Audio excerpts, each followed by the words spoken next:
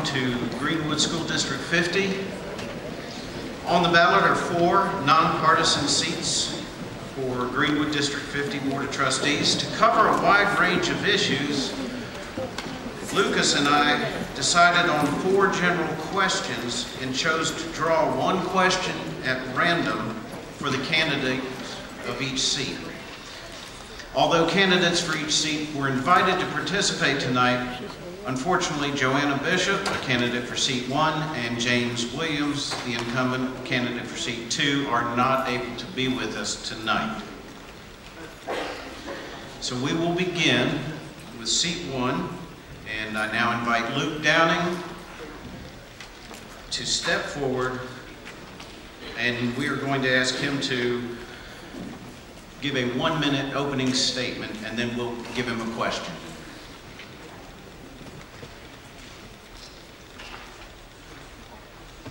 Good evening. I want to start by saying thank you to Lander University and the Index Journal for hosting this event. My name is Luke Downing, and I'm eager to be your next school board seat 1 representative. My top goal, if elected, is to implement better security systems in our school, initially focusing on the elementary schools. I would also like to increase our teacher retention rate. One way this can be accomplished is by letting the teacher guide their lessons without the overbearing oversight of the district. If elected, I will be the representative who is available to listen to your concerns, and together we can strive for excellence in District 50 on November 6th. Vote Luke Downing for seat 1 representative. Thank you very much. The question drawn out of our envelope, not a hat, is this. Here's the general question you've drawn. In what ways would you work to ensure that early childhood education is successful so that young children can continue to make progress in our district? Our district has taken great strides in our early childhood development programs. We would continue to seek funding, grant opportunities to help boost those programs and also boost the amount of programs offered to those. Thank you. All right, with no opposing candidate, we're going to ask you one more question that we believe is important. How would you view your role on the board individually as a member or collectively as a group? My role as a board member is to be held accountable by my constituents. That's who I answer to. I need to make sure our schools are secure, our teachers are happy, and our test scores rise. All right, thank you very much, Mr. Downing. You may now return to your seat.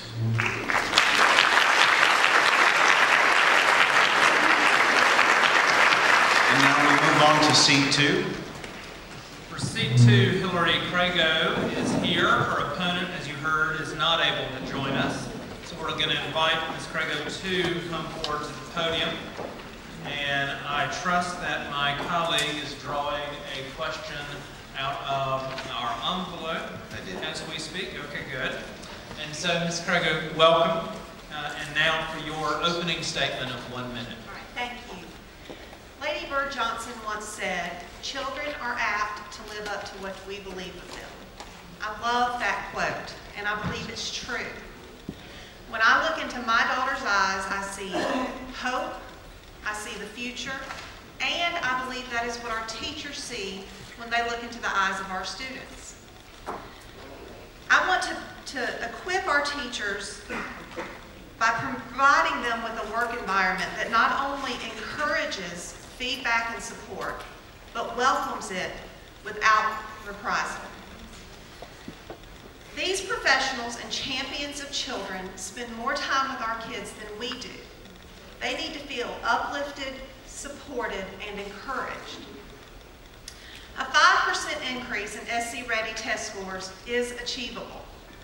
We are hovering around 2% average increases in math and ELA. I think we can improve that drastically. Thank you. Sorry. All right, I drew a question out of the envelope for you.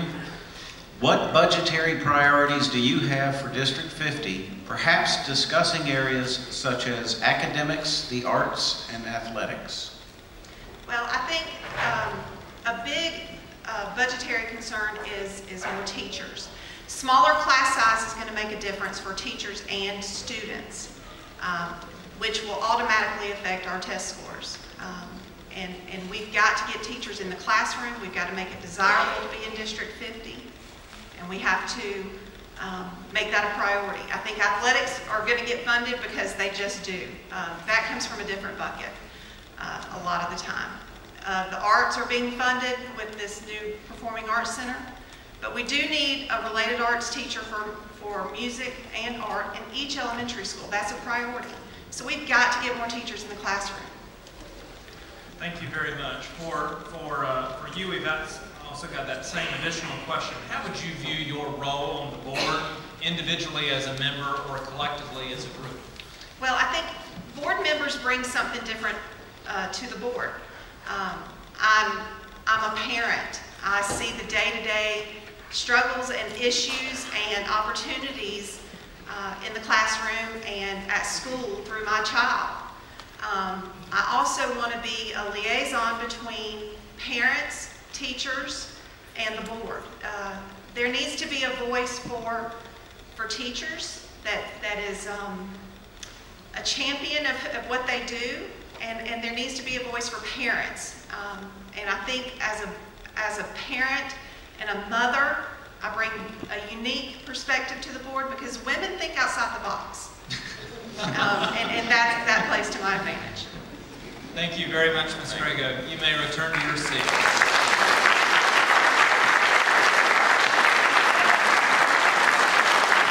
All right, we are now moving on to seat 6. We are happy to welcome both candidates for seat 6 to the podiums. The incumbent, Chairman Michelle Dula, as well as his challenger, Clay Sprouse. We will again begin with opening statements. And we'll follow the ABC order, and Mr. Dula gets the first opening statement, 1 minute. Can I say one thing before I start? On behalf of James Wilson, Williams, and Johanna, Bishop. just to let people know where they are. One, Johanna's husband is sick. That's why she's not here. James had a doctor's appointment in Charleston, and any of us that have had doctor's appointments out of town know if you cancel it, it's very difficult to get it back. Thank you. I just had to do that. If you take my time, that's fine. Okay, am I ready? All right, why am I running for the board? October the 15th board meeting says why. It's for the children. 60 children who were recognized for achieving the status of being bilingual, thanks to our ESOL teachers. The South Carolina School Board of Education's recognition of the Men in the Mentoring for Success program, a program of supporting and motivating middle school and high school minority males.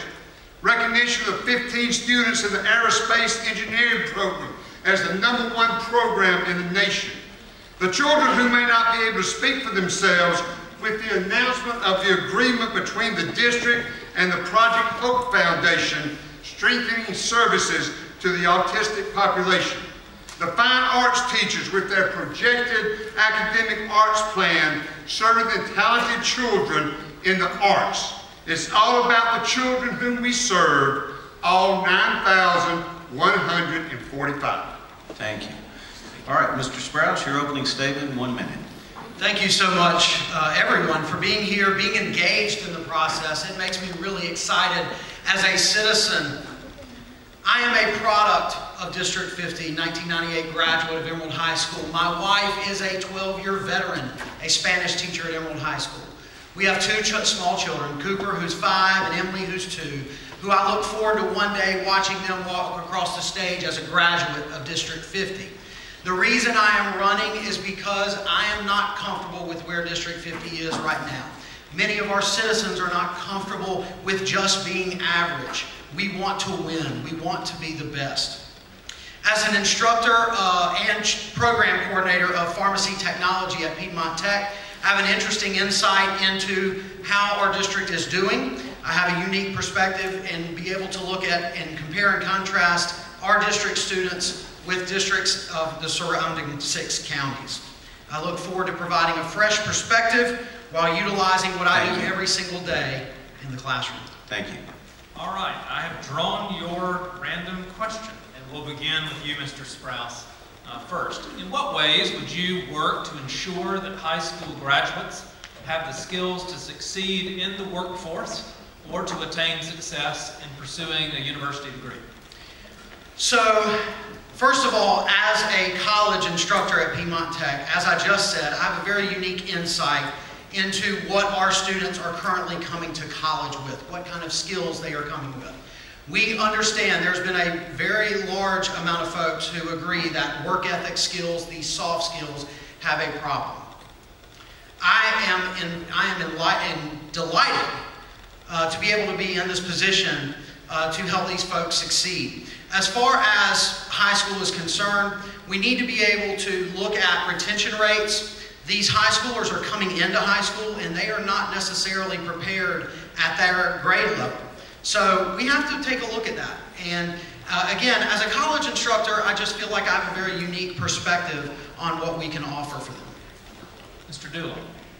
Certainly as a high school in Greenwood District 50, our objective is to make sure that our students graduate either ready to pursue their education further, go into the workforce, or join our great military. Our district provides the Technology Center, where we have so many courses that are being offered, where we have so many opportunities for our students to move right into a very good paying job. We have in our schools students who can go anywhere they want to in America to further their education. I wonder how many of y'all here are graduates of District 50, and you've done right well. We've got great teachers and we've got great opportunities for our students in Greenwood District 50. So we feel like that when our people come out and when our young men and young women graduate, they are ready, whether it be the military, whether it be the workforce, or whether it be the education. We provide that opportunity, our teachers do a good job, and we continue to work in that area. Thank you. We're now turning to audience participation. If you would make your way down to the microphones if you have a question of the candidates.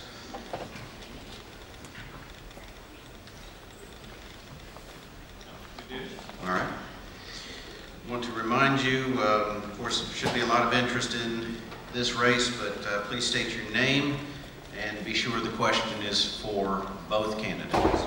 And we'll let Mr. Dooley have the first answer. My name is Kentrell Andrews. I am a native of Greenwood, South Carolina, and I have attended Greenwood Elementary, Northside Middle School, and Greenwood High School. I listened to candidate Gaskin a couple of weeks ago when he said minimally adequate education. To me, when I looked it up, it meant enough education to read, write, math, and to comprehend. So when you say that we have all these academic things and so forth to have them ready for a college environment, what about those ones that are good with those with their hands, that are good with culinary like I am? So how can you equip them to go after a trade that can accumulate generational wealth?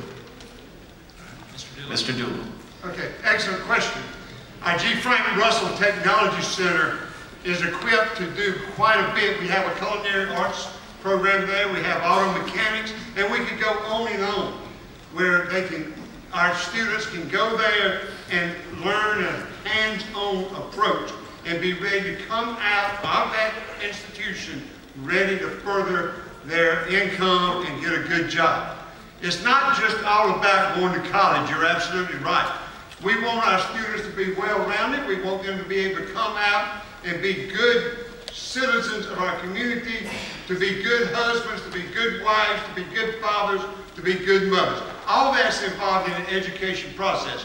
But certainly we want them to be able to come and get a job and be in the workforce. And we take great pride in Greenwood District 50 in providing that through a very excellent technology center with excellent instructors, as well as our high schools in Emerald and Greenwood, who perhaps those students who do not want to be involved at the technology center can still get the education needed to become productive citizens and successful citizens.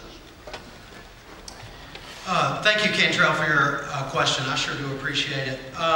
First of all, as far as these vocational skills that you're talking about, our business community deserves a seat at the table. They are the experts at this. They're the ones that are doing the hiring. They can come to the table. They need to be there at our board meetings. We need to invite them to be there. And they can come to the table and they say, hey, this is what we need.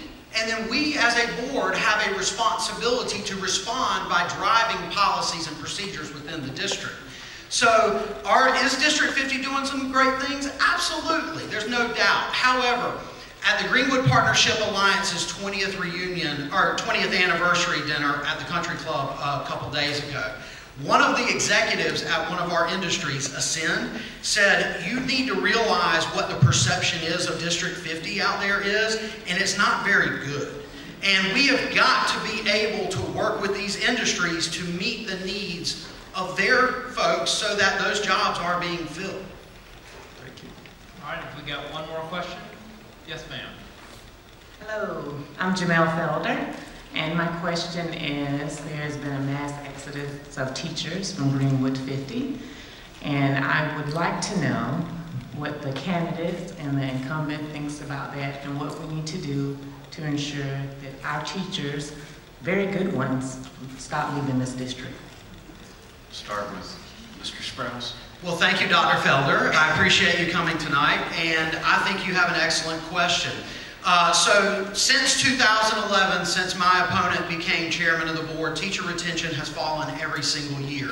Now, what you are going to hear tonight is that there are different reasons why, whether it's retirement or moving jobs or something along those lines. But the fact of the matter is, teachers have been coming to me, and they are not happy. They are intimidated. They are working in a tough environment, and they feel like they cannot come to the forefront to give their expertise on how the classroom needs to be ran. With that being said, what we have seen as a result are good teachers leaving. One of our own school board members, his wife, said, I can no longer work for this district with a good conscience, and she decided to leave and go to 96, and that's one of our own school board members. We have Richard Branson's the great businessman. He said, you have to take care of your assets. You have to take care of your people. And those people, again, as Ms. Crago said, those are the people that are taking care of our kids. And so we have to put them in the best position to succeed. And when we do that, we will see our children succeed more as well. Mr. Dillon. There are people that want you to think that our district is falling apart. That's not just the case. The state newspaper made this article, Classrooms in Crisis, while South Carolina teachers are leaving in record numbers. This is happening in 67 out of 82 school districts in the state of South Carolina. The Greenwood News said that January the 23rd of 2018, recently a statewide exodus of active teacher retirees is due to the Terry program. The state newspaper also said teachers leave for a variety of reasons. Some are dissatisfied, frustrated, disillusioned, but some are getting better jobs, so they're moving forward. I am getting sort of tired of people saying we're falling apart. We have an excellent district. We have a lot of good things going on. We have good teachers. And yes, our retention rate has dropped for the last several years, but it's dropped in 67 out of 82 districts. Let me also, while I've got some time and I don't know how much, Michael Walter's statement at the Partnership Alliance. Yes, he said it. He was one of 3 panelists, reference to all county districts, not just District 50. In a conversation following the program, the obstacle is the image of the rural South and its preconceived educational images. Beth Land, the moderator, made this statement that acknowledged the momentum of the county's K-12 educational system in her closing remarks. Time. So let's say everything if we're going to say anything. Time. But I would like to understand why Chairman Doyle is so angry. It's Is this time. how we're supposed to run a school board, with anger? Time. We need to keep moving on schedule. All right, so we have concluded. Did you hear this, moderator? He just said that I have a tendency to get him angry. Now, is this political recourse that what we're doing here? We answer the question. We are out of time, gentlemen. We are going to move to the next seat. Thank you very much.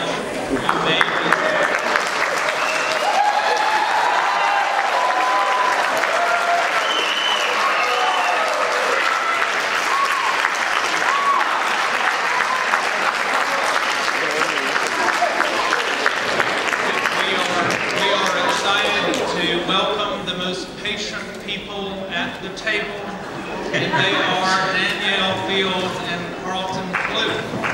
So if they would please come forward to our podium.